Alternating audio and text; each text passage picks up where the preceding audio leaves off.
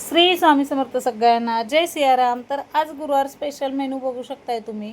छान असं स्वामींसाठी ताट बनवलेलं आहे। आता हे स्वामींना ताट दाखवायचं आहे आणि ह्या ताटामध्ये जेवणाला काय काय बनवलेलं आहे व्हिडिओ स्किप न करता पूर्ण बघू शकताय। तर तांदळाची ह्याच्यामध्ये शेवाळीची खीर आहे आणि मस्त वरण आहे, कारल्याची भाजी आहे, त्याच्यानंतर इथं चण्याची भाजी बनवली आहे। बॉबी तर काय विचारू नका, उपास असो किंवा नसो माझ्याकडे हे फेवरेट असतं, मुलांना आवडतं आणि खास करून साहेबांना आवडतं आणि आमच्या घरात सगळेच आवडीने ही बॉबी खाते म्हणून बॉबी तळलेली आहे आणि चपाती आहे। चण्याची भाजी खूप छान झाली आणि खूप दिवसातनं हे मेनू बनवलेलं आहे। खीर आणि कारल्याची भाजी आणि चण्याची भाजी एक खूप दिवसातनं मेनू बनवलेलं होतं आणि मग काय सगळेजण इथं बसलेलं आहे। गुरुवारसाठी आज स्पेशल शेवयाची खीर बनवलेली आहे।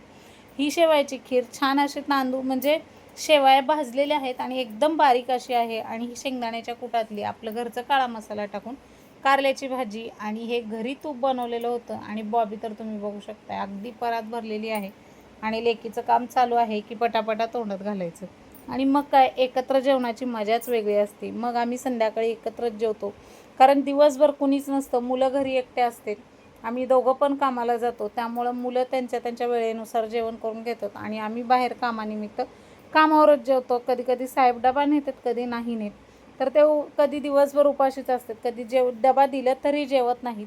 मग संध्याकाळी मात्र सगळे एकत्र जेवायला बसतो। सकाळी पण आम्ही तिघंजण मिळून चहा प्यायला बसतो। दादा माझा चहा पित नाही पण आम्ही तिघंजण असतो आणि इथं साहेबांनी एवढं सगळं मेनू बघून खूप हॅप्पी झाले होते। खूप छान वाटत होतं की ताटात एवढं सारं जेवण आहे। आज बघूनच माणसाला तृप्त वाटतं, म्हणूनच तर म्हणतात गृहिणी ही काही करू शकते आणि बघू शकताय आपल्या माणसांच्या समाधानासाठी किंवा आपल्या माणसांच्या चेहऱ्यावर हसू येण्यासाठी ती काहीही करू शकते आणि मी तसंच करते। माझ्या घरात मुलांना, नवऱ्याला खूप असं काही आवडेल असं शक्यतो ट्राय करते। प्रत्येकच महिला करते पण मी कामावरून येऊन हे करते कारण मी सगळ्यांसाठीच करते, मी माझ्या नवऱ्यासाठी किंवा मुलांसाठी करत नाही, इतर नातेवाईकांसाठी सुद्धा करते। पण काय करता, नातेवाईक आपले टांगड्यावर करून जाते, ती पद्धतच आहे माझ्याकडे। माझ्या हातचं मी टाळणी असल्यामुळं आता ठरवलेलं आहे कुणाला जीव लावायचं नाही आणि कुणाला या बसा म्हणायचं नाही। बरंचसं काही शिकायला भेटलेलं आहे आणि ह्या शिकण्यातनं म्हणजे त्यांच्याकडनं शिकायला भेटलं तर हा अनुभव खूप छान आहे माझ्या जीवनाचा। हे प्रत्येक वेळेस मला अनुभव भेटतं तर मस्त असं जेवणाचा बेत आहे। मग आता हे अनुभव भेटला आहे म्हणल्यावर ह्या अनुभवासाठी तर मस्त खाणं पिणं तर झालंच पाहिजे कारण हे अनुभव वारंवार भेटते, त्यामुळे ह्या अनुभवासाठी खाल्लं पिल्लं पाहिजे पोटभर व्यवस्थित असं। आणि मग इथं बघू शकताय स्वामींना दादांनी ताट दाखवलेलं आहे आणि फुलं आणलेले असून वेळ भेटला नाही फुलं व्हायला देवांना कारण कामामुळे टाईम नाही भेटला आणि दिवस पण निघून गेला। आणि मग नंतर इथं गोपदमची अशी रांगोळी काढली आणि गुरुवारचा साचा काढून घेतलेला आहे।